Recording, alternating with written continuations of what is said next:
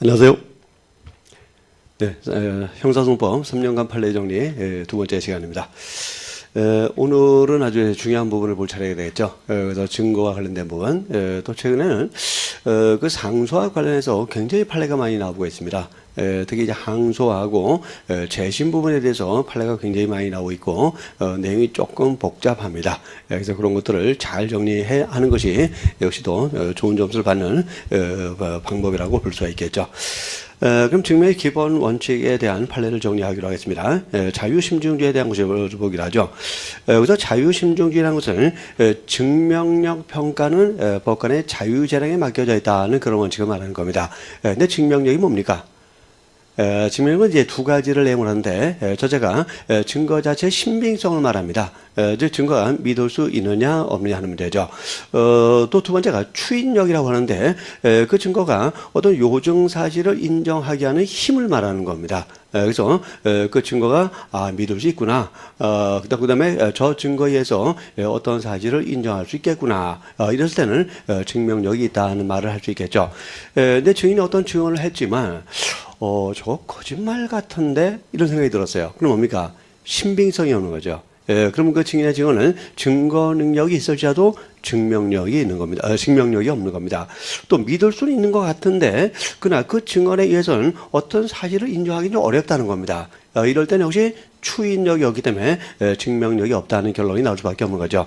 증명력이 없다면 그 증거를 가지고 어떤 사실을 인정할 수는 없는 겁니다. 그래서 증거 가운데 어떤 증거를 믿을 것이며 어떤 증거를 믿지 않을 것이냐. 여기서 법관의 자유재량에 맡겨져 있다는 원칙, 이것을 자유심증주의라고 말하는 겁니다. 자, 이와 관련된 판례가 이제 1번 판례입니다. 자, 52페이지 1번 판례입니다. 간접 증거가, 자, 간접 증거는 뭡니까? 요증 사실을 간접적으로 증명할 수 있는 증거를 말하죠. 반대로 요증 사실을 직접 증명할 수 있는 증거를 직접 증거라고 말합니다. 예를 들자면 살인 사건이 벌어졌는데 목격자가 있어요. 자, 칼로 찌르는 것을 봤다라고 말합니다. 자, 이 목격자 증거는 직접 증거입니까? 간접 증거입니까? 직접 증거죠. 그렇죠? 또 피의자가 자백을 했어요. 이것도 역시 직접 증거에 해당하게 되는 겁니다. 자, 근데 살인 사건을 본 사람은 없어요. 근데 살인의 현장에 피고인의 머리카락이 떨어져 있었다는 겁니다. 또 그다음에 그 살인 현장에 피고인의 지문이 남아 있다는 겁니다. 이 머리카락과 지문, 살인을 직접적으로 증명하지 못하죠. 그러나 범인이 그 자리에 있었다는 것을 말하기 때문에 살인을 입증할 수 있는 간접적인 증거는 되는 겁니다. 그래서 어떤 살인 사건이 벌어졌는데 본 사람도 없어요. 아무런 직접 증거가 없습니다. 피고인도 자백을 안 합니다. 근데 현장에 피고인의 머리카락이 떨어져 있어요. 간접 증거 하나 있네요. 또 그다음에 그 문 손잡이에 피고인의 지문이 찍혀 있네요. 간접 증거가 또 하나 있다는 거죠. 이랬을 때 이 간접 증거를 가지고 살인했다는 요증 사실을 인정할 수 있냐? 그 문제입니다. 자, 보겠습니다. 간접 증거가 개별적으로는 범죄 사실에 대한 완전한 증명력을 가지지 못하지만 전체 증거를 상호 관련하여 종합적으로 구사할 경우 그 단독으로는 가지지 못하는 종합적 증명력이 있는 것으로 판단되면 그에 의해서 범죄 사실을 인정할 수 있는가? 자, 인정할 수 있다는 것이 판례의 태도입니다. 그래서 간접적 증거가 그 자체만으로는 요증 사실을 직접적으로 증명하지 못하지만 간접 증거가 여러 개 존재할 때 일단 종합적 증명력에 의해서 범죄 사실을 인정할 수 있다는 것이 판례의 태도입니다. 자, 그렇게 읽어두시면 되고요. 관련 판례도 참고해서 한번 읽어보시기 바랍니다. 다음에 이제 2번을 보겠습니다. 국회의원 가면 K건영의 대표이사로부터 불법 정치 자금을 수수한 사실로 기소되었는데, 자, 을은 돈을 주었다는 사람이죠. 자, 이 사람이 이제 왔다 갔다 하는 진술을 합니다. 검찰에서 7차례에 걸쳐 합계 약 9억 원을 가볍게 정치 자금으로 공여하였다고 일관된 진술을 하였으나, 자, 검찰에서는 공여했다 이렇게 말하는 겁니다. 근데 제1심 법정, 자, 법정에 와서는 그 검찰 진술을 번복해버렸어요. 안 줬다 그러는 겁니다. 자, 그럼 두 개 모순된 진술이 존재하는 거죠. 주었다, 안 줬다. 자, 그럼 이 모순된 진술 어느 것을 믿을 것이냐, 어떤 것을 채택할 것이냐, 이에 대해서는 자유심증주의가 적용됩니다. 그래서 검찰 진술을 믿는다면 유죄 판결을 선고할 수 있을 것이고, 그 만약에 법정 진술을 믿는다면 유죄 판결을 선고할 수가 없게 되겠죠. 그럼 여기에서 가장 쟁점이 되는 건 뭐냐면 이 법정 진술에 대해서 검찰 진술보다 우월한 증명력을 인정할 수가 있느냐 하는 문제입니다. 뭐 인정할 수 있다고 볼 여지도 있겠죠. 그렇지만 우리 대법원은 그렇지 않다고 봤습니다. 그래서 법정 진술이 검찰 진술보다 언제나 우월한 증명력을 가지는 것은 아니고 똑같다고 보는 겁니다. 그래서 양자 가운데서 어떤 것에 대해서 신빙성을 인정해서 증명력을 인정할 수 있느냐의 문제는 법원의 자유재량의 문제라고 봤습니다. 그래서 요사에서는 검찰 진술이 더 신빙성이 있다고 인정해서 갑에 대해서 유죄 판결을 선고했던 사건입니다. 자, 이것도 그 심증주의와 관련된 건데 전원합체 판결입니다. 잘 기억을 해두셔야 돼요. 그래서 검찰 진술의 신빙성이 더 인정된다고 봐가지고 검찰 진술에 의해서 돈을 줬다는 진술에 의해서 갑에게 유죄 판결을 선고한 것은 자유심증주의 한계를 벗어난 것이 아니다라는 것이 대법원의 판단입니다. 밑에 이제 반대 의견은 이제 아니죠. 법정 진술에 더 무게를 둬야 된다는 그런 입장인데 대법원은 그렇게 보지 않았습니다. 법정 진술이 검찰 진술보다 더 증명력이 큰 것은 아니다라고 했어요. 자, 간단합니다. 사는 간단한데 어떤 법정 진술의 더 우월성을 인정할 것이냐를 법원은 부정했다는 거 기억을 하시면 됩니다. 다음 이제 과학적 증거 방법의 증명력 인정 요건에 대한 판례를 보겠습니다. 3번 판례입니다. 이는 메타암페타민 투약 혐의로 경찰서에 조적해서 조사를 받으면서 그 혐의를 부인하였다. 이는 소변과 머리카락을 경찰관에게 임의로 제출한 데는 동의하였고, 경찰관은 조사실에서 아키사인 시약으로 A가 받은 소변에 메타암페타민 성분이 있는지를 검사했으나 결과는 음성이었다. 경찰관은 그 직후 소변과 머리카락을 봉인하지 않은 채 반출하였고, 보세요.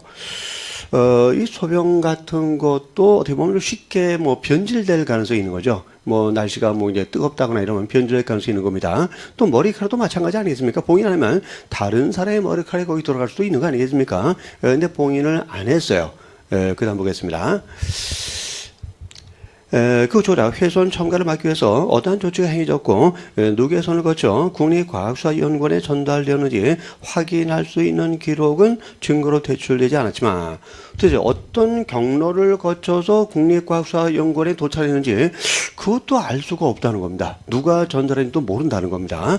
그 다음에 이 소변과 머리카락에서 메타암페타민 성분이 검출되었다는 국립과학수사연구원의 감정 결과가 증거로 제출되었다.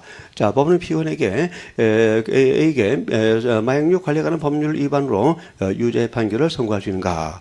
자, 이렇게 봉인되지 않았고 또 조작과 훼손과 첨가를 방지하기 위한 조치도 행해지지 않았고 또 전달 경로도 불분명하게 국과수에 전달되고 또 그걸 기초로 해서 나온 감정 결과를 이 메타암페타민 투약 혐의에 대한 증거가 될 수 있느냐, 자, 증명력을 인정할 수 있느냐, 이게 문제가 되는데 판례는 안 된다고 했습니다.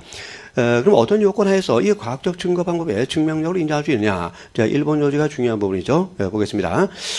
과학적 증거 방법이 사실 인정에 있어서 상당한 정도 구속력을 갖기 위해서는 자, 이 국립과학수사연구원의 감정 결과는 과학적인 증거 방법을 볼 수 있겠죠. 그렇죠. 여러 가지 뭐 시약이란가 시료에 의해서 분석한 결과니까 과학적 증거 방법입니다. 이것을 구속력을 갖기 위해서는 감정이 전문적인 지식, 기술, 경험을 가지고 공인된 표준 검사 기법으로 분석한 후 법원에 제출하였다는 것만으로는 부족하다. 이거 중요합니다. 만약 출제자라면 뭐 이것만으로 족하다 이렇게 문장을 바꿀 거예요. 그렇지 않습니다. 부족하고요. 시료의 채취, 보관, 분석 등 모든 과정에서 시료의 동일성이 인정되고 인위적인 조작, 훼손, 첨가가 없었음이 담보되어야 하며 각 단계에서 시료에 대한 정확한 인수, 인계 절차를 확인할 수 있는 기록이 유지돼야 된다는 겁니다. 이 사건의 경우에는 그게 안 되었다는 거죠. 아무런 조치도 취하지 않았고 전달 경로에 대한 기록도 남아있지 않기 때문에 이 국가수가 아무리 과학적인 법칙을 따라서 전문적인 지식을 동원해서 감정을 했을지라도 이 감정 결과는 증명력이 없다는 겁니다. 증명력이 없다. 그래서 어떤 사실을 인정하는 힘을 갖고 있지 못하다라는 것이 우리 판례의 결론입니다. 따라서 이 국가수의 감정 결과만 가지고 유죄 판결을 선고할 수 없다고 했습니다. 자, 1번 요지 꼭 잘 정독해 두시기 바랍니다. 다음에 4번 판례는 한번 읽어보시면 되는 판례입니다. 사실관계 그냥 참고로 보시고요. 요지 내용을 그냥 읽어보세요. 어떤 그 판례가 엄격한 태도를 취하고 있는 건데, 별로 설명드릴 만한 내용은 없습니다. 자, 그래도 꼼꼼히 읽어보셔야 됩니다. 안 읽으면 안 돼요. 얼마든지 이런 것도, 일부가, 객관식 문제에서 지문으로 출제될 가능성은 상당히 있기 때문이죠. 자, 다음에 상해 진단서의 증명력에 대한 판례를 보기로 하겠습니다. 자, 5번입니다.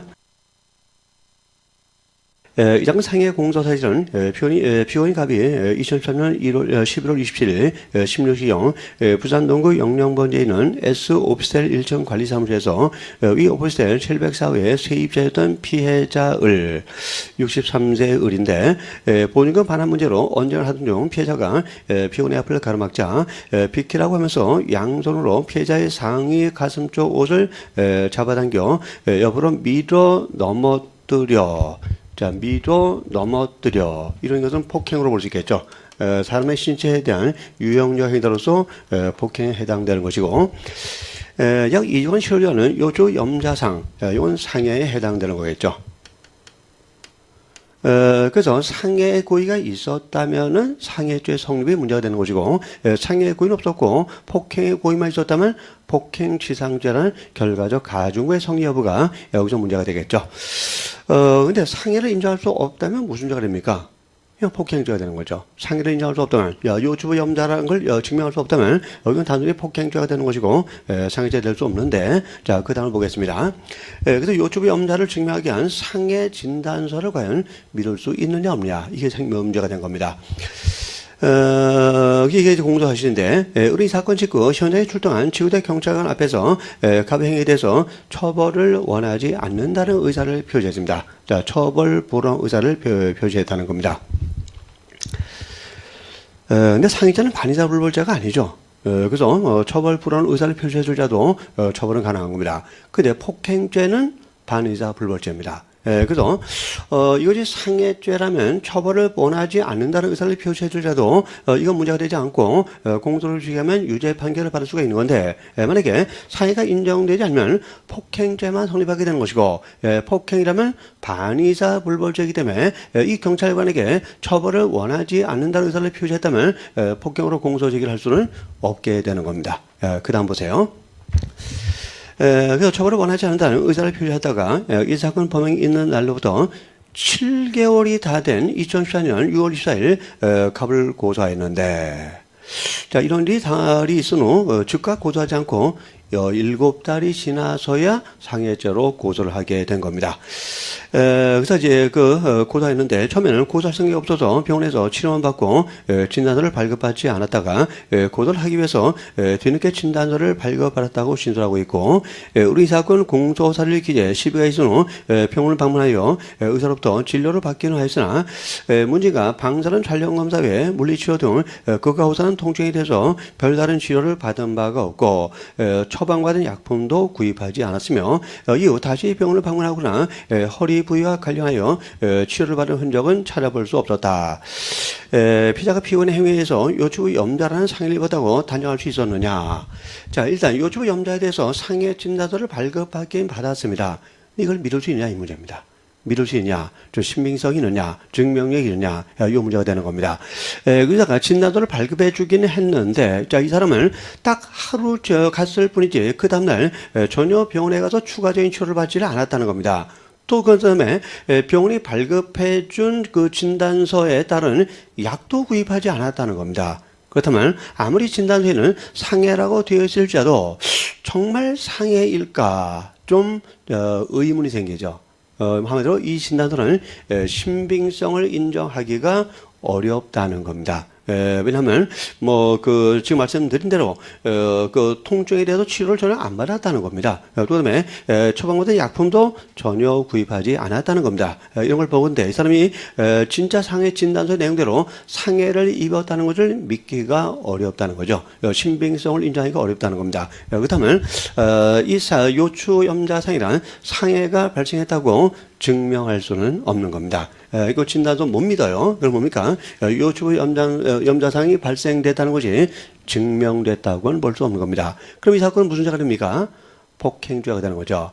근데 폭행죄는 반의사를 불법죄고 이 사람은 사건 당시 경찰관에게 처벌을 원치 않는다는 의사를 표시한 겁니다. 그럼 뭡니까? 지금 그 기소를 했지만 폭행죄 사건이기 때문에 이미 처벌 불응사가 표시됐다면 일단은 공소제기 효력이 부정이 되는 거죠. 그래서 법원은 공소 기각 판결을 선고해야 된다는 것이 우리 대법원의 결론이었습니다. 자, 그래서 상해 진단서 의사가 발급한 것일자도 완전히 믿을 수는 없다는 거죠. 현우 상황을 고려해서 신빙성이 부정될 수도 있다는 것을 보여준 그런 사안입니다. 자, 사내 구조를 잘 정리하시면 되고요. 다음에 이제 증거 법칙으로서 중요한 위법 수립 증거 배제 법칙에 대해서 살펴보기로 하겠습니다. 자, 1번 판례입니다. 서인의 영장에 의해서 외장하드에 저장된 전자정보를 탐색하던 중 영장에 기재된 압수할 물건에는 포함되지 않지만 압수할 필요가 있다고 판단되는 전자정보를 우연히 발견하고 압수한 후 별도의 압수수색영장을 발부받지 않았다. 보세요. 이 전자정보를 압수하게 했는데 이 전자정보에 대한 압수가 적법하냐까지 문제가 되는 겁니다.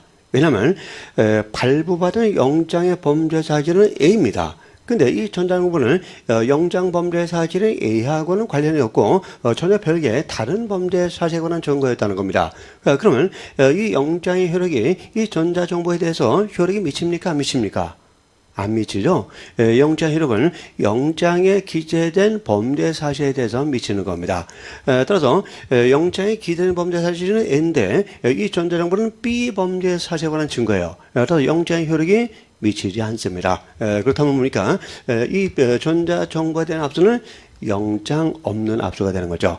사후 영장도 발부하지 못했으니까 영장 압수고, 따라서 이건 헌법상의 영장주의를 위반했기 때문에 그 적법 절차의 본질적 내용을 침해한 경우에 해당하게 되는 겁니다. 그래서 일단 위법 수립 증거 배제 법칙에 의해서 이 전자 정보는 증거 능력이 없습니다.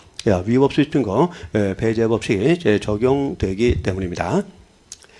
근데 우리 어제도 잠깐 지난 시간에 나왔지만 우리가 어떤 증거 수립 절차에 위법성이 개입되다고 해서 우리 대법원이 무조건 위법 수립 증거 배제 법칙을 적용해서 증거 능력을 부정합니까? 그렇지는 않죠. 만약에 사소한 위법이 개입됐다고 해서 무조건 증거 능력을 부임해 버리면 어떤 문제가 생깁니까? 실체적 진실을 발견할 수 없다는 문제가 생기는 겁니다. 그래서 이 절차 수립의 위법이 적법 절차에 본질적 내용을 침해한 경우에 한해서만 위법 수립 증거 배제 법칙에 의해서 증거 능력을 부정해야 된다는 것이 판례의 태도입니다. 또 통도로 이제 중대한 위법이라고 말하죠. 그래서 사소한 위법일 때는 증거 능력이 부정될 수는 없고 중대한 위법이 있을 때 판례에 따르면 적법 절차에 본질적 내용을 침해했을 때 이때 이제 증거 능력을 부정해야 된다는 것입니다.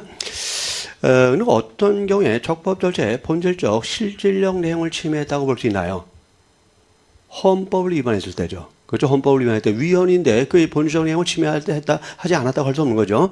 또 형법을 위반한 경우입니다. 즉 증거 수집 방법이 형법상의 범죄가 되는 경우죠. 범죄가 되는 경우. 또 그다음에 형사소송법상의 효력 규정을 위반한 경우. 그래도 효력 규정을 위반했을 때도 역시 본질적, 실질적 내용을 침해했기 때문에 위법 수입 증거 배제 법칙에 따라서 그 증거는 증거를 할 수 없게 되는 겁니다. 그래서 영장주의는 헌법상의 원칙입니다. 헌법상의 원칙이기 때문에 이 사안은 헌법 위반이에요. 그다음 당연히 적법 절차에 실질적, 본질적 내용을 침해했다고 봐야 되겠죠. 그렇다면 이 전자정보는 증거로 할 수가 없습니다. 위법 수입 증거 배제 법칙에 적용되기 때문입니다. 근데 그 피고는 검찰과 법원에서 위 전자정보 출력물을 직접 제시받거나 위 전자정보 출력물의 내용을 전제로 한 신문에 대해서 진술하였다. 자, 이 검찰 및 법원에서의 진술이 증거력이 있느냐? 여기서 이제 독수의 과실 이론이 문제가 되는 거죠. 이 전자정보는 위법 수립 증거로서 독수에 해당됩니다. 통나무에 해당됩니다. 근데 이걸 전제로 해서 얻은 진술은 통나무의 과실에 해당하게 되는 거죠. 그래서 동남에 열린 과실도 독이 있으니까 이 과실도 원칙적으로는 증거력이 없게 됩니다. 근데 과실이 예외적으로 증거력을 갖게 되는데 어떤 경우죠? 자, 판례에 따르면 이 위법 수립 증거하고 2차 증거 사이에 어떤 적법 요소가 개입이 돼서 위법이 희석됐다면, 인과관계가 희석되거나 단절됐다면 그 경우만은 예외적으로 2차 증거에 대해서 증거력을 인정할 수 있다는 것이 우리 판례의 태도인데, 자, 이 사건의 경우에는 이 인과관계가 희석되거나 단절됐다고 볼 만한 요소가 중간에 개입이 되어 있지를 않습니다. 그럼 뭡니까? 인과관계는 희석되지 않았고 단절되지 않았습니다. 그렇다면 이 진술은 독수의 과실로서 증거력이 부정되게 된다는 겁니다. 양쪽 다 증거력이 없다는 것이 판례의 태도입니다. 자, 이런 사람들은 참 문제로 특히 주관식 문제로 내기 참 좋아요. 설명할 게 굉장히 많기 때문이죠. 일단 위법 수립 증거 배제 법칙을 논해야 되고, 또 증거 수립 절차가 위법하다고 무조건 증거 능력이 부정되는 건 아니라고 그랬죠. 중대한 위법, 적법 절차의 실질적 내용을 침해해야 되고, 이게 바로 증거 배제 기준의 문제가 되는 겁니다. 그걸 언급해야 되고, 그 다음에 독수의 과실 이론을 언급해야 되고, 또 독수의 과실 이론에 예외를 언급해야 되고, 사안의 경우에는 희석되지 않았기 때문에 일단은 인과관계가 인정돼서 2차 증거의 증거력이 부정된다는 결론을 내려야 될 것입니다. 설계 상당히 많은 부분입니다. 자, 다음에 2번 판례를 보겠습니다.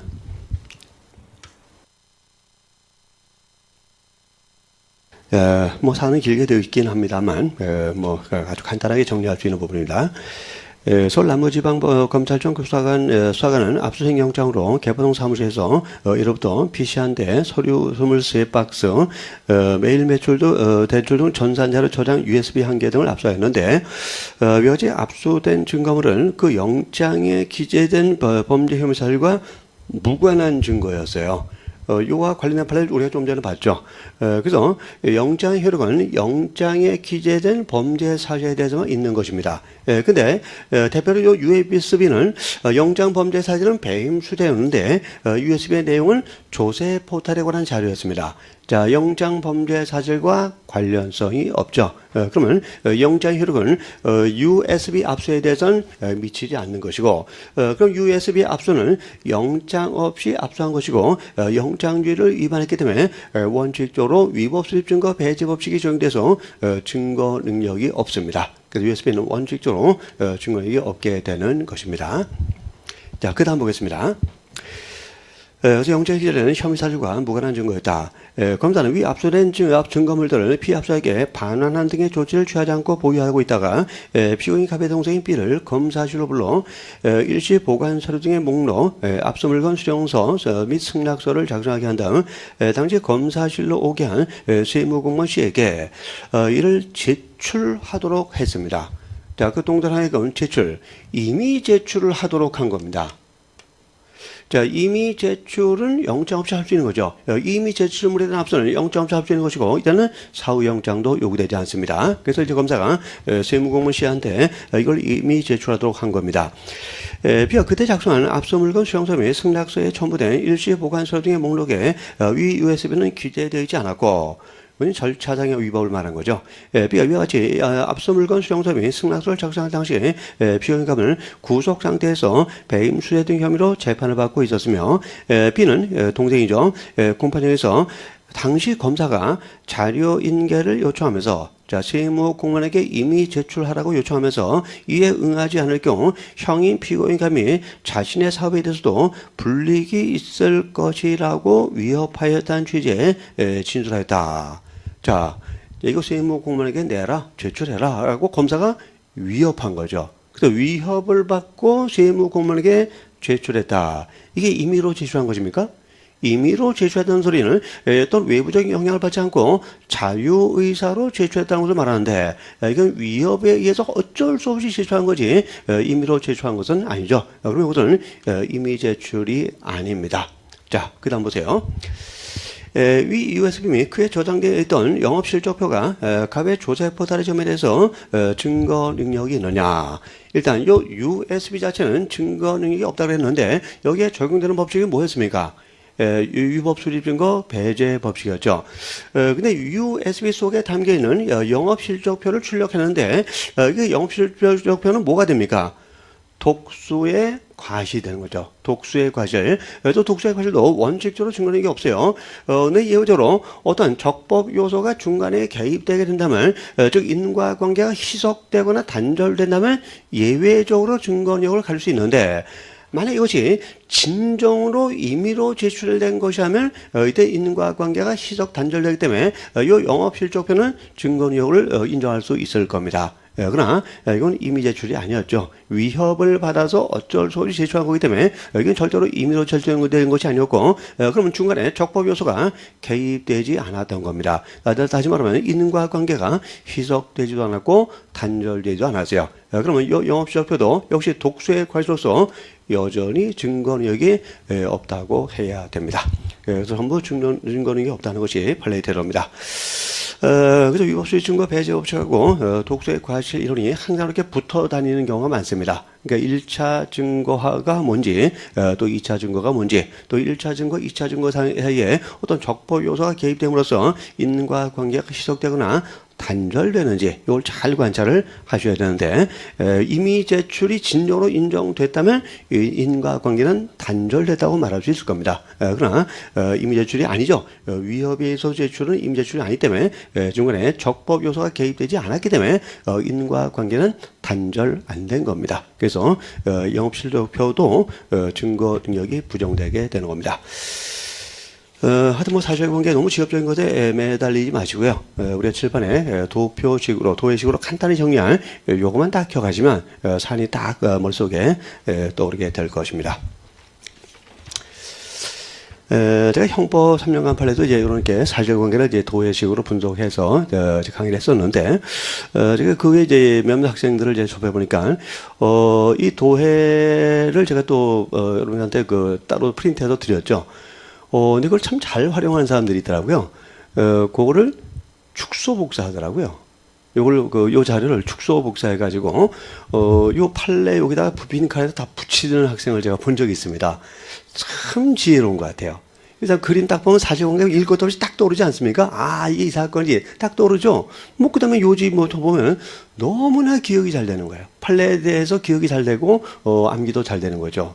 그래서 제가 참 그런 방법도 있구나라는 생각을 해봤는데, 여러분들도 이거 따로 저거 따로 이렇게 따로 활용하지 마시고, 좀 그런 방법을 한번 써보시기 바랍니다. 그러면 두 번째 볼 때 굉장히 편해요. 자, 지금, 이런 거 쭉 읽어보면 도대체 무슨 소리인지 막 헷갈리게 됩니다. 근데 이런 도해가 없다면은 두 번째 볼 때도 여전히 헷갈려요. 강의를 듣긴 들었어도 이거였던가 저거였던가 헷갈리면서 별 효과가 없습니다. 근데 이런 도해를 잘 파악을 해 두시면요. 여러분께서 사실관계가 직관적으로 머릿속에 들어오니까 요지를 읽어도 정말 쉽게 이해가 됩니다. 사실관계를 모르고 요지를 읽으면 이건 제가 뭐 자주 비유하는 거지만 수학 문제에서 문제도 모르고 그냥 답만 보는 거나 똑같습니다. 왜 이런 답이 나오는지 모르잖아요. 문제를 모르는데 그 답이 어떻게 나오는지 이해를 하겠습니까? 전혀 의미 없는 공부가 되는 거죠. 근데 이런 식으로 사실관계를 정확하게 파악하고 나서 그에 대한 답이라고 해지는 판결 요지를 읽게 되면 정말 쉽게 이해가 되고 쉽게 이해가 되면 암기도 쉽게 되는 겁니다. 여기서 암기는 이해를 전제로 하는 거예요. 이해하지 않고 무조건 암기만 하려고 하는 것은 어리석은 노력입니다. 암기가 잘 될 리가 없기 때문이죠. 어쨌든 이 프린트 자료 잘 활용을 해보시기 바랍니다. 자, 다음에 이제 차별 배제 법칙에 관한 내용을 또 보기로 하겠습니다. 자, 이 자백 법칙이 배제 법칙이 간단한 거죠. 임의성이 의심되는 자백의 증거 능력을 부정하는 법칙이 자백 배제 법칙입니다. 그래서 다른 말로 자백의 임의성 법칙이다 이렇게 말하기도 하죠. 그래서 자백은 임의성이 있어야만 증거 능력이 인정되는 것이고 임의성의 의심만 들면은 증거를 할 수 없다는 것이 자백 배제 법칙입니다. 자, 자백의 임의성 1번 판례를 보겠습니다. 그러면 이제 1977년 9월 9일 아주 오래전 사안인데 어떻게 지금 또 판결이 나왔는데 기획측구 중앙정보부 수사관들에 의해서 영장 없이 연행되어 77년 10월 15일 영장이 발부되기까지 37일 동안 불법 감금된 상태에서 중앙정보부 수사관들에 의해서 조사를 받았는데 감금 불법 감금 상태에서 이루어진 중앙정보부에서의 제3회 피자신문 때까지 이 사건 공소 사실을 전부 자백했습니다. 자, 불법 감금 상태에서 자백을 했는데 이 자백이 임의적으로 된 것입니까? 아니죠. 뭐 보통 경찰관 아니고 중앙정보부 당시 뭐 나는 새도 떨어진다는 어떤 위세를 갖고 있었던 정보부고 37가 사람을 막 불법 감금도 했어요. 뭐 멋대로 막 했습니다. 이 분위기가 좀 좋았겠습니까? 굉장히 강압적이고 무시무시한 그런 분위기였을 겁니다. 이때 행해진 자백, 임의성에 의심이 들죠. 그렇죠? 그럼 이 자백은 증거를 할 수 없게 됩니다. 그다음에 영장이 발부된 후 이루어진 중앙정보부에서의 77년 10월 18일자 그 이외에도 모두 피의자 신문 당시에도 모두 자백하고 비록 영장이 발부됐지만 그래서 요부터는 뭐 적법한 구금이라고 할 여지가 있을지라도 그러나 역시 중앙정보부에 구금이 되어 있다는 상태는 변함이 없지 않습니까? 그렇죠? 뭐 영장이 있느냐 없느냐, 뭐 종이가 하나가 왔느냐 안 왔느냐 별로 영향을 주지 않을 겁니다. 그럼 뭡니까? 영장이 발부된 이후의 자백도 역시 중앙정보부에 구금된 상태에서 자백이기 때문에 역시 임의성을 인정할 수 없다고 보는 것이 타당합니다.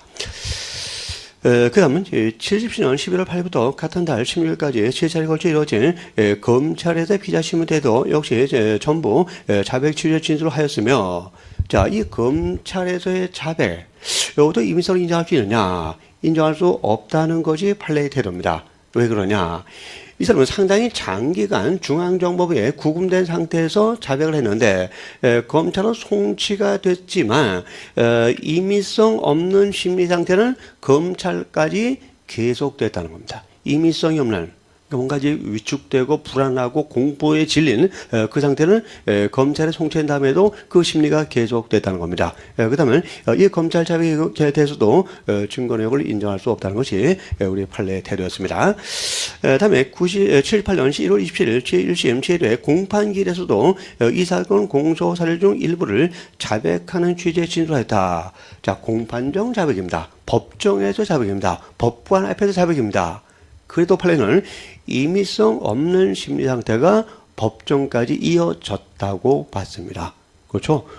법정에 검사가 앉아 있을 것이고 혹시 방청석에 그 중앙정보 직원들이 앉아 있을지도 모르겠어요. 그러니까 이 사람은 얼마나 겁에 질려있는 상태였을까요? 그렇죠? 따라서 비록 법정이고 법관 면접이었을 자도 이 자백은 임의성에 의심이 든다는 겁니다. 그래서 이 법정 자백도 역시 자백 배제 법칙에 따라서 증거로 쓸 수 없다는 것이 판례의 결론이었습니다.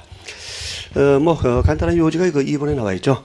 출제는 2번 요지가 될 가능성이 높으니까 2번 요지 기억해 두시기 바랍니다. 그래서 검찰에 이어서 법정 자백까지도 임의성 없는 심리 상태가 계속됐다면 역시 증거력이 부정된다는 것이 판례의 태도입니다. 다음에 이제 전문 법칙에 대한 판례를 보겠습니다. 자, 아주 중요한 판례가 나온 것이 있는데요. 1번 판례입니다. 자, 1번 판례. 매우 중요합니다. 외국인 갑은 야바 소지라는 마약류 관련 관련 법률 위반의 점으로 공소 제기하는데 갑이 공판정에서 검사 작성의 피의자 신문 조사에 대해서 성립의 진정을 부인하자 검찰 수사 당시 갑의 진술을 통역하였던 통역인 을이 법정에 출석하여 위 피의자 신문 조서는 갑이 진술한 대로 기재되어 있음을 인정하였다. 위 검사 작성 피의자 신문 조서가 증거 능력이 있느냐 하는 문제입니다. 이 검사 작성 피의자 신문조서가 증거 능력을 갖기 위해서는 세 가지 요건을 갖춰야 됩니다. 첫째, 조서 작성의 절차나 방식이 적법해야 됩니다. 두 번째, 성립의 진정이 인정돼야 되고, 세 번째, 진술이 특히 신빙할 수 있는 상태에서 행해졌다는 것이 증명이 돼야 되는 겁니다. 근데 성립의 진정을 피고인이 진술에 의해서 해야 되는 게 원칙인데, 피고는 자신의 진술에 의해서 성립의 진정을 인정하지를 않았습니다. 근데 이제 이 개정 형사소송법은 피고인이 자신의 진술에 의해서 성립의 진정을 인정하지 않았을 경우에는 영상 녹화물이나 기타 객관적인 방법으로 성립의 진정을 인정할 수 있다고 규정하고 있습니다. 근데 여기서 쟁점은 뭐냐? 이 통역인의 증언, 자, 이 피의자는 외국 사람이에요. 중국 사람이었고, 피의자 심을 할 당시에 통역인이 참가해서 통역을 해준 겁니다. 그래서 통역인이 나와서 아니에요. 이 사람 조서를 보니까 이 사람이 말한 대로 기재가 되어 있네요. 라고 통역인이 진술했을 때 이 통역인의 진술을 이 객관적인 방법으로 볼 수 있느냐. 그렇다면 통역인의 증언에 의해서 성립의 진정이 인정된 거니까 이 조서는 증거 능력을 인정받게 될 겁니다. 어쨌건 피고인이 성립의 진정을 부인하니까 일단은 영상 녹화물이나 객관적 방법에 의해서 성립의 진정이 인정되면 이 조서는 증거가 될 수 있는 건데 통역인의 증언은 영상 녹화물은 아니죠. 그럼 이제 이 객관적 방법에 해당된다고 볼 수 있느냐? 이게 쟁점이 된 겁니다. 자, 판례가 어떻게 받는가? 요지를 한번 보겠습니다. 자, 판결 요지에서 언더라인 쪽을 보세요. 피고는 피의자로 조사했거나 조사에 참여하였던 자들의 증언, 그래서 조사한 자는 대개 수사관이 되겠죠. 또 조사에 참여하였던 자, 여기서 통역인이 대표적인 이해가 되겠죠. 증언은 오로지 주관자 기억 능력에 의존할 수밖에 없어 객관성이 보장되어 있다고 보기 어렵다. 결국 검사 작성의 피의자 신문조서에 대한 실질적 진정 설립을 증명할 수 있는 수단으로서 형사소송법 제312조 제2항에 규정된 영상 녹화물이나 그 밖에 객관적인 방법이란 형사소송법 및 형사소송 규칙에 규정된 방식과 절차에 따라 제작된 영상 녹화물 또는 그러한 영상 녹화물에 준할 정도로 피고인의 진술을 과학적, 기계적, 객관적으로 재현해낼 수 있는 방법만을 의미한다. 과학적, 기계적, 객관적으로 재현낼 수 있는 방법만이 그 객관적 방법에 속한다는 겁니다. 따라서 그 이외에 조사관 또는 조사의 과정에 참여한 통역인 등의 증언을 이에 해당한다고 볼 수 없다는 겁니다. 그래서 조사자의 증언이나 통역인의 증언은 객관적 방법에 해당되지 아니한다는 겁니다. 왜냐하면 그 기억 능력에 따라 좌우되기 때문에 이건 지나치게 주관적이라는 거죠. 그래서 객관적 방법은 안 되기 때문에 이에 의해서 성립의 진정을 인정할 수는 없다고 했습니다. 그럼 피고인은 진술에 의해서 성립의 진정을 부인했고 또 그다음에 통역인의 증언은 영상 녹화물도 아니고 요 객관적 방법도 아니니까 자, 요 조서는 성립의 진정이 증명되지 않은 조서가 되겠죠. 그럼 증거를 할 수 없다는 것이 판례의 태도입니다. 어쨌건 그 요지 부분이 출제될 가능성이 매우 높으니까 잘 정리해 두시기 바랍니다.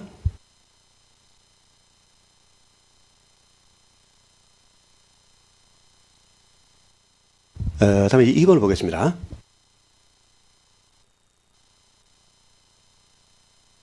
비용에 가보면 피해자를 김하여 금을 편취하였다는 사기여정과 을과 공모하여 위조된 호주 이민청 장관 명의로 든 병에 대한 호주 시민권 증서 한 장을 행사했다는 위조 사무소 행사의 점으로 기소되었다. 법원은 피고인갑이 을이 작성한 진술서 노트 4번을 증거로 함에 동의하지 않자 검사 신청에 따라 을을 증인으로 채택하였으나 을은 당시 호주에 거주하고 있었다. 검사의 증인 신청서에는 을의 호주 주소와 전화번호가 특정되어 있었고 대한민국과 호주 양국간은 형사사법공조 양자조약이 체결되어 있다. 을이 작성한 진술서 노트 4번이 증거 능력이 있느냐 하는 문제입니다. 자, 을이 작성한 진술서 또 노트 4번은 어떤 성격의 증거가 됩니까? 이것이 만약 수사 과정에서 작성된 것이라면 참고인 진술조서의 성격을 갖게 됩니다. 참고인 진술조서, 수사 과정에서 만약 작성된 것이라면 그렇다는 거죠. 그러면 참고인 진술조서, 자, 진술조서라면 312조 사항에 따라서 네 가지 요건을 갖춰야 됩니다. 첫째가 조서 작성의 절차와 방식에 적법해야 되고요. 두 번째, 성립의 진정을 인정해야 되고요. 또 반대 신문의 기회를 보장해야 되고, 또 그다음에 진술의 특신 상태를 인정할 수 있어야만 되는 겁니다. 이건데 중요한 것이 요 의리한 사람은 진술자인데 의리 법정에 나와서 성립의 진정을 인정해야 된다는 겁니다. 근데 문제는 을은 호주에 있죠. 외국에 거주하고 있죠. 그럼 을이 법정에 나오는 것이 불가능하죠. 그래서 을이라는 사람이 원진술자인데 을이 지금 외국에 거주함으로써 진술이 불가능하다는 겁니다. 그래서 성립의 진정을 인정할 수가 없다는 겁니다. 이럴 때는 314조가 만약 적용된다면 원진술자가 사망, 질병, 외국 거주, 소재 불명 또는 이에 준하는 사유로 인해서 진술이 불가능하고 그 진술이나 그 조서의 작성이 특신할 수 있는 상태에서 작성됐다는 것이 증명됐다면 필요성과 특신 상태 이 두 가지가 증명됐다면 원진술자가 법정에 나와서 성립의 진정을 인정하지 않을지라도 예외적으로 증거 능력을 인정할 수 있는 그런 경우가 314조에 규정이 되어 있는 겁니다. 만약에 진술서나 노트 사본이 수사 과정에서 작성된 것이 아니었다면 여기서는 수사 과정 외에서의 진술서의 성격을 갖게 됩니다. 수사 과정 외에서 진술서고 이 경우에도 역시 원진술자인 을이 법정에 나와서 성립의 진정을 인정해야만 증거 능력을 인정받을 수 있게 되는 겁니다. 그래서 수사 과정에서의 조서로 보든 수사 과정 외에서의 진술서로 보든 전부 성립의 진정을 인정해야 되는 건데 하여튼 을은 호주에 존재함으로써 외국에 거주함으로써 지금 성립의 진정을 스스로 인정할 수 없는 상황이 됐다는 겁니다. 근데 일단 그래서 이제 310자를 적용할 수 있느냐가 문제가 됐는데 을이 외국 호주에 있다는 건 분명합니다. 그럼 외국에 있으면 무조건 필요성이 인정되느냐? 그렇지 않다는 게 판례에 뜨릅니다. 자, 요게 이제 중요한 부분인데, 요지를 확인해 보겠습니다. 자, 63페이지 위에 언더라인 보세요. 자, 외국 거주. 요거 말하는 겁니다. 외국 거주. 외국에 살면 다 외국 거주냐? 그건 아니라는 거예요. 외국 거주란 진술을 요하는 자가 외국에 있다는 것만으로는 부족하다. 이게 제일 중요한 범위죠. 외국에 있다고 다 외국 거주로서 310자조를 적용해서 증거 능력을 인정할 수 없다는 겁니다. 그럼 어느 정도가 되면 외국 거주가 되는 것이냐? 그 다음 언더라인 보시면 그를 공판정에 출석시켜 진술하게 할 모든 수단을 강구하는 등 간하고 상당한 수단을 다하더라도 진술을 요할 자를 법정에 출석하게 할 수 없는 사정이 있어야 예외적으로 외국 거주에 해당된다는 겁니다. 근데 검사는 그렇게 안 했다는 거죠. 그래서 이제 그 다음 원들에 보시면 거주한 외국의 주소나 연락처 등이 파악되고 해당 국가와 대한민국 간의 국제 형사 사법 공조 조약이 체결된 상태라면 우선 사법 공조의 절차에 의해서 증인을 소환할 수 있는지를 검토해 보아야 하고 또 소환할 수 없는 경우라도 외국의 법원에 사법공조로 증인신문을 실시하도록 요청하는 등의 절차를 거쳐야 하고 이러한 절차를 전혀 지도해 보지도 아니한 것을 간하고 상당한 수사를 다하더라도 진술을 요하는 자를 법정에 출석하게 할 수 없는 사정이 있는 데 해당한다고 보기는 어렵다는 겁니다. 그래서 이 사법공조 절차를 취하지 않았기 때문에 이 사례의 경우는 외국에 거주라는 요건을 충족했다고 보기에는 어렵다는 겁니다. 그럼 외국 거주로 볼 수 없다는 거죠. 볼 수 없고 그렇다면 필요성이 인정 안 되는 거니까 일단 314조에 의할지라도 증거 능력을 인정할 수 없다는 것이 판례 태도입니다. 어쨌건 원진술자가 법정에 나와서 성립의 진정을 인정해야 되는 게 원칙인데 외국에 거주할 때는 그렇지 않아도 되는데 그렇다고 외국 거주를 너무 쉽게 해석해서는 안 된다는 거죠. 아주 엄격한 요건 하에서 모든 가능하고 상당한 조치를 다 했지만 법정에 출석하게 할 수 없는 그런 사정이 있어야만 외국 거주라는 요건이 충족된다는 것이 판례의 매우 엄격한 태도입니다. 어쨌건 이것도 요지 중심으로 정리를 해 두시면 됩니다. 자, 다음에 3번 판례 보겠습니다. 이것도 언론에서 많이 언급됐던 사건인데, 이 스리랑카인 피고는 이제 최종적으로 무죄 판결을 받았어요. 그 이유가 뭘까? 이 판례에 나타나 있습니다. 자, 3번 판례입니다. 스리랑카 피고인은 공소의 B, 공소의 C와 함께 여대생 갑을 강간하고 그 강간의 기회에 갑의 현금, 책, 학생증을 강취하였다는 공소 사실로 기소되었다. 근데 증거가 좀 빈약합니다. 먼저 괄호 1번. 스리랑카인 공소의 D에 대한 검찰 진술 조서. 자, 공소의 D는, 스리랑카인 공소의 D는 뭐 범인은 아니에요. 공범은 아닌데, 이제 참고인이죠. 참고인인데, 검찰의 진술조서에, 공소의 D가 조사 장소에 도착한 시각, 조사를 시작하고 마친 시각이, 기록되지 않은 경우, 위 진술조서가 증거 능력이 있는가? 자, 18번 보세요. 이 D는 피고인 아닌 자고, 이건 뭐 참고인이겠죠. 참고인의 진술을 기재한 조서가 진술조서인데, 이 진술조서가 증거력을 갖기 위해서는 312조 사항이 규정한 요건을 갖추어야 됩니다. 네 가지죠. 첫째, 조서 작성의 절차, 방식이 적법해야 되고요. 또 성별 진정을 증명해야 되고, 반드시 신빙의 기회를 보장해야 되고, 진술이 특히 신빙할 수 있는 상태에서 행해졌다는 것이 증명이 돼야 된다는 것입니다. 근데 이 경우는 1번 요건을 갖추지 못했다고 봤어요. 그래서 이 참고인 신문을 할 때는 그 참고인이 조사 장소에 도착한 시각과 또 조사를 시작하고 마친 시각을 참고인 진술조서에 다 기재를 해야 되도록 법률이 규정하고 있는데 그런 것을 전혀 기재하지 않았다는 겁니다. 그게 뭡니까? 조서 작성의 방식이 적법하지 못한 거예요. 그래서 첫째 요건을 충족하지 못했기 때문에 뭐 다른 건 검토할 것도 없죠. 그래서 요 D에 대한 진술 조서는 증거로 사용할 수 없다는 겁니다. 증거 능력이 없다는 겁니다. 그 다음 이제 괄호 2번을 보겠습니다. 공소의 2가 이 스리랑카인 피고인의 동료들이겠죠. 친구들이겠죠. 공소가 공소의 B로부터 들었다는 내용에 관한 진술이 그 진술 내용에 허위가 개입할 여지가 거의 없고 진술 내용의 신빙성이나 임의성을 담보할 구체적이고 외부적인 정황이 있다는 점에 대해 증명이 부족할 경우 이런 경우입니다. 보세요. B도 역시 피고인이 아닌 자입니다. 사는 그런 거예요. 피고인들이 그 여성을 강간했다고 말을 했던 모양이고, 그거를 이제 D가 들은 겁니다. 니들 한국 여학생을 강간했다고 들었어요.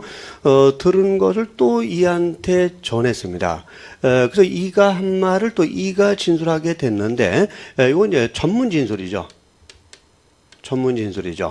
어쨌건 B의 진술을 E가 또 진술로 전달하고 있으니까 E의 진술은 전문 진술이 됩니다.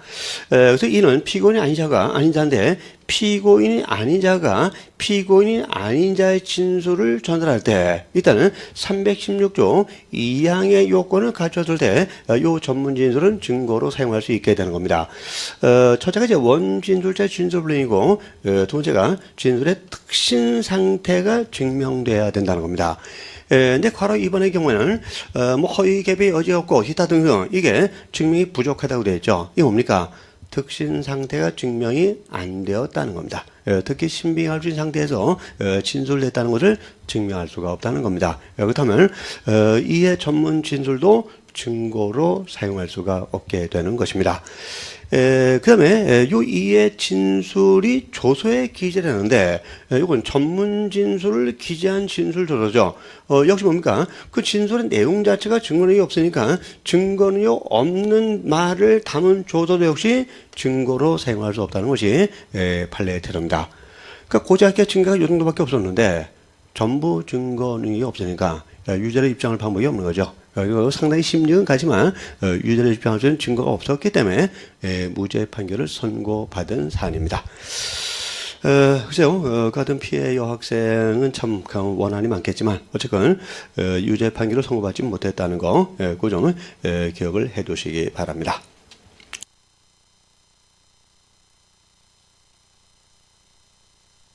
다음에 이제 당연히 증거력이 있는 서류와 관련된 판례를 보겠습니다.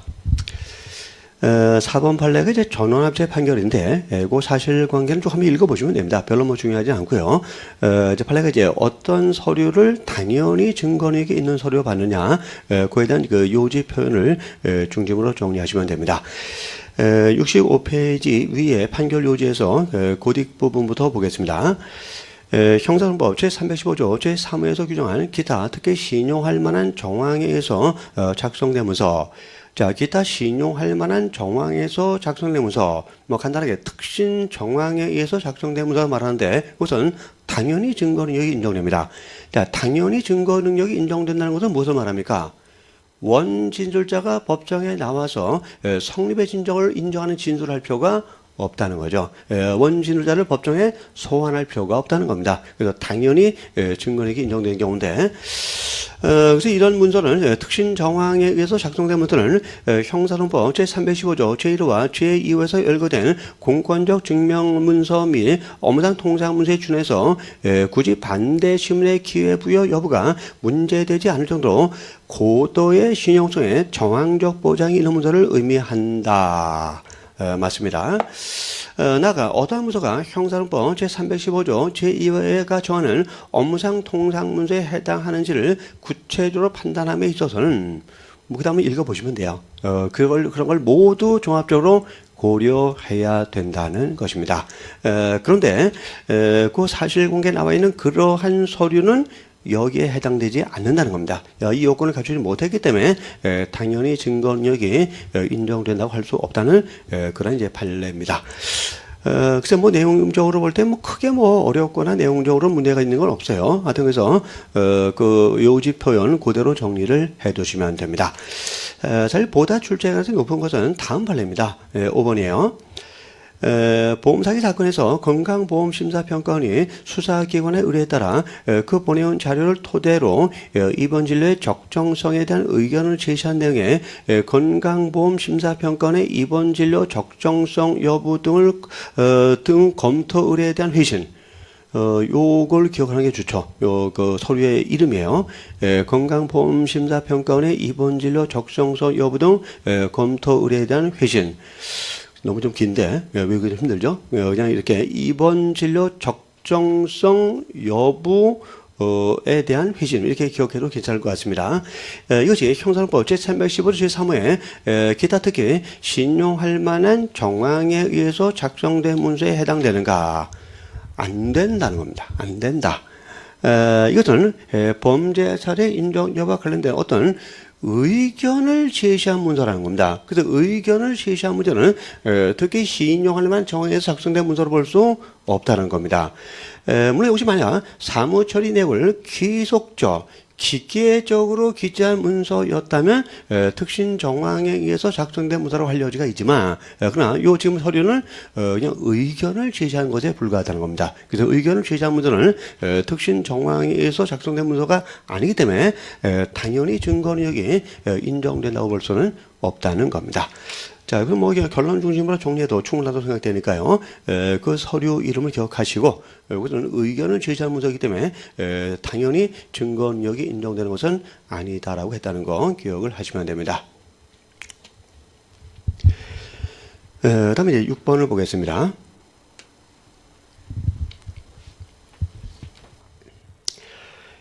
병인가은 동영상 IP 주소를 통해서 주식회사 K씨의 웹메일 서버에 접속한 사실로 기소되는데 증거로 제출된 피고인의 계정 접속 기록, 수사 보고에 첨부된 로그 기록 관련 서류는 주식회사 K씨의 웹메일 서버에 저장된 로그 파일 원본이 아니라 복사본의 일부 내용을 요약 정리하여 새로 작성한 문서 파일의 출력물들이다. 이 문서 파일 또는 거기에서 출력한 문서가 증거 능력을 갖기 위해서는 어떤 요건이 필요한가? 뭐 장황하게 되지만 아주 간단합니다. 일단 로그 파일 원본이 있고 이걸 이제 또 이제 복사본이 있고 복사본을 이제 프린터로 출력한 출력물이 있습니다. 그래서 이 복사본 또는 출력물이 어떤 요건 하에서 일단 복사본과 출력물은 원본은 아니라는 거죠. 원본이 아닌데 이것이 어떤 요건 하에서 증거력을 갖게 되느냐 그 얘기입니다. 자, 요지 3번을 보겠습니다.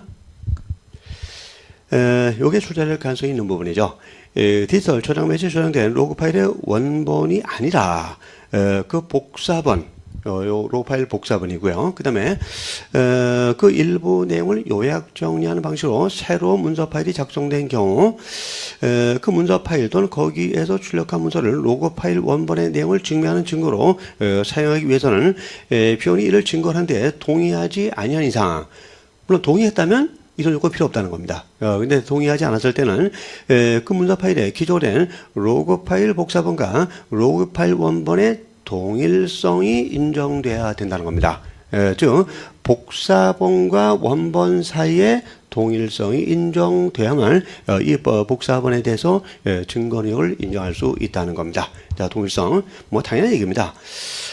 나가기 때 새로운 문서 파일 또는 거기에서 출력한 문서를 진술 증거로 사용하기에는 경우 그 기재 내용의 진실성에 관해서는 전문 법칙이 적용되므로 형사범법 제313조 제1항에 따라 공판 준비기일이나 공판기일에서 그 작성자 또는 진술자의 진술에 의해서 성립의 진정이 증명된 데 한해서 이를 증거로 사용할 수 있다. 맞습니다. 근데 판례가 하나 언급을 안 하고 있는 게, 요 출력물일 때는, 이 복사본과 출력물 사이에도 동일성이 인정되어야 됩니다.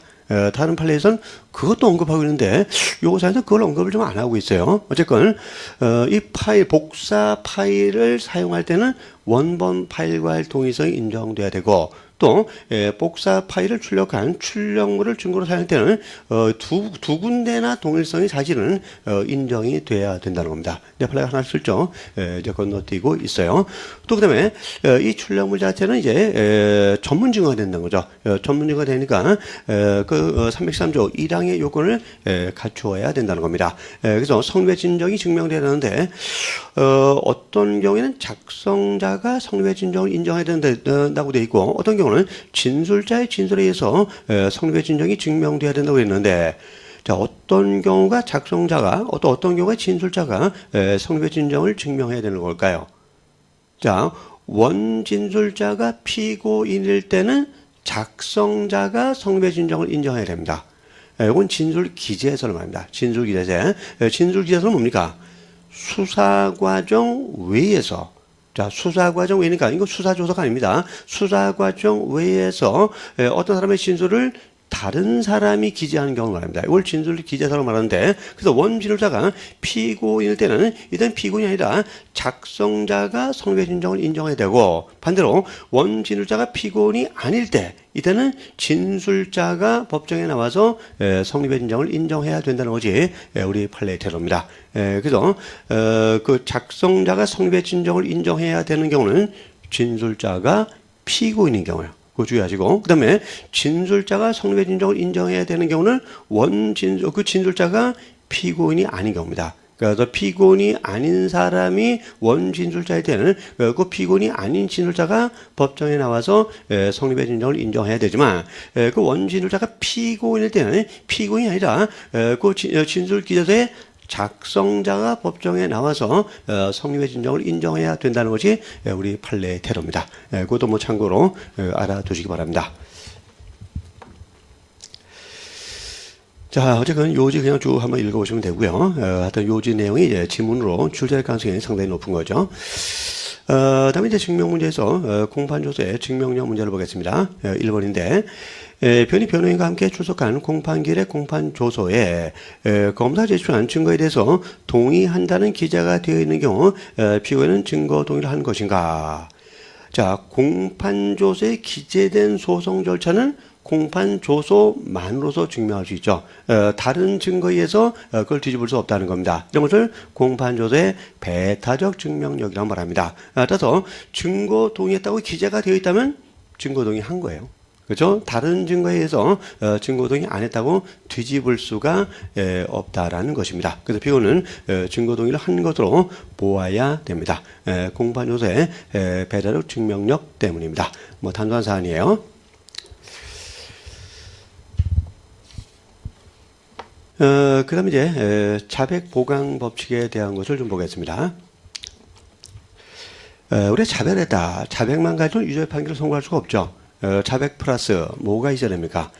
자백의 진실성을 담보할 수 있는 보강 증거가 있어야 되는데 이런 것을 자백 보강 법칙이라고 말합니다. 그래서 자백만은 유죄 판결 선고할 수 없고 자백 이외에 그 자백의 진실성을 담보할 수 있는 보강 증거까지 있어야 된다는 것입니다. 그럼 이제 어떠한 증거가 이제 보강 증거가 될 수 있느냐 하는 것이 문제가 되는데, 자, 1번 판례를 보겠습니다. 뭐 사실관계가 좀 장황하게 되는데 역시 참고로 그냥 보시기 바라고요. 자, 보세요. 그때 한번 읽어보죠. 이는 동종 범죄 전력이 3회 더 있었기 때문에 자백하면 더 불리한 처벌을 받으리라는 사정을 알고 있었음에도 수사기관에서 의로부터 향정신성 의약품인 럼이라 약 1000정을 건네받아 그중 일부는 가백에 제공하고 남은 것은 자신이 투약하였다고 자백했습니다. 그래서 을로부터 럼이사를 받아서 일부는 갑한테 주고 나머지는 자신이 투약했다라고 이제 자백을 했어요. 그래 이런 자백만 가지고는 유죄 판결을 선고할 수 없죠. 요 진실성을 담보할 수 있는 보강 증거가 있어야 되는 건데, 자 어떤 보강 증거가 있는가를 보겠습니다. 그래서 이제 자백하면서 그 투약 방법과 동기 등에 관해서 구체적으로 진술하였다. 이에 대한 검찰 진술 조로 및 수사보고 기재 내용에 의하면, 자, 피고인의 N인데, 지금 을에 대한 진술 조도 등이 있어요. 왜냐면, 을은 A의 최초 럼이라 투약 행위가 있었던 2016년 9월 중순 17시경 A에게 500만원 상당의 채무 변제에 가름해서 럼이라 약 1000정이 들어있는 플라스틱 통 1개를 주었다고 하고 있고, 자, A가 지금 피고인이에요. 그래서 A가 을로부터 수수해서 제공하고 투약했다. 이게 이제 그 자백한 내용인데, 자, 을에 대한 진술 조사의 내용은 A한테 내가 럼이라를 주었다라는 겁니다. 자, 이 럼이라를 주었다는 것은 A가 을로부터 럼이라를 수수해서 일부는 갑에게 제공하고 자신이 투약했다는 것에 대한 어떤 간접적인 증거는 정황 증거는 될 수가 있는 거죠. 그렇죠? 그럼 이건 보강 증거가 될 수 있다는 겁니다. 뭐 결론적으로 그 얘기고, 그 다음에 갑을에게서 A로부터 럼이라를 받았다는 취지의 카카오톡 메시지를 보냈습니다. 자, 갑은 누굽니까? A가 럼이라를 제공해 준 사람이요. 그래서 갑이 이제 A로부터 럼이라를 제공받았어요. 근데 갑은 A로부터 럼이라를 제공받고 을한테 카카오톡을 보냈어요. 내가 A로부터 럼이라 받았다? 라고 카카오톡 보냈어요. 이것도 뭡니까? A가 갑에게 럼이라를 제공했다는 것에 대한 최소한 간접 증거, 정황 증거는 될 수가 있겠죠. 이건 뭐 보강 증거가 될 수 있다는 겁니다. 그 얘기예요. 어쨌건 출제가 가능한 부분이 1번 요지인데 1번 요지 한번 보겠습니다. 자백에 대한 보강 증거는 범죄 사실의 전부 또는 중요 부분을 인정할 수 있는 정도가 되지 않더라도, 이거 중요한 부분입니다. 객관식 문제를 보면 이걸 비틀어놓은 지문이 상당히 많죠. 자백에 대한 보강 증거는 범죄 사실의 전부 또는 중요 부분을 인정할 수 있는 정도가 되어야 한다. 아니라는 거죠. 그렇죠? 되어야 한다가 맞을 것 같지만 판례는 아니라는 거예요. 그래서 범죄 사실의 전부 또는 중요 부분을 인정할 수 있는 정도는 가 되지 않더라도 피고인의 자백이 가공적인 것이 아닌 진실한 것임을 인정할 수 있는 정도만 되면 충분하다. 이게 제일 중요한 부분입니다. 제일 중요한 부분이고요. 그 다음에 또한 직접 증거가 아닌 간접 증거나 정황 증거도 보강 증거가 될 수 있고, 자, 이것도 이제 상당히 중요한 부분이고, 자백과 보강 증거가 서로 어울려서 전체로서 범죄 사실을 인정할 수 있으면 유죄 증거로 충분하다라는 것입니다. 어쨌건 을에 대한 진술 조사의 내용은 A의 어떤 자백 내용에 딱 맞는 건 아니긴 합니다. 그렇지만 어쨌건 그 A가 뭐 이런 행동을 했다는 것에 대한 정황 증거 내지 간접 증거는 충분히 될 수가 있다는 겁니다. 그래서 보강 증거가 될 수 있다. 그래서 유죄 판결을 선고하는 것이 적법하다는 그런 이제 판례 사안입니다. 어쨌든 1번 요지 잘 기억해 두시고요. 또 2번 요지도 그 사실관계 단계인데, 이것이 뭐 사실관계를 다루는 문제로서도 충분히 출제될 가능성이 있어요. 요지에 다 나와 있기 때문에 사실관계가. 그러니까 이것도 꼼꼼하게 정리를 해 두셔야 됩니다. 다음에 2번 판례도 그냥 한번 읽어보시면 되는 겁니다. 그래서 이제 보강증거가 될 수 있느냐 하는 건데, 될 수 있다라는 겁니다. 그러니까 이것도 별로 크게 중요하지 않고요. 요지만 쭉 한번 읽어보시면 되는 그런 이제 판례입니다. 자, 그럼 잠깐 쉬었다가 또 나머지 내용들 정리하기로 하겠습니다.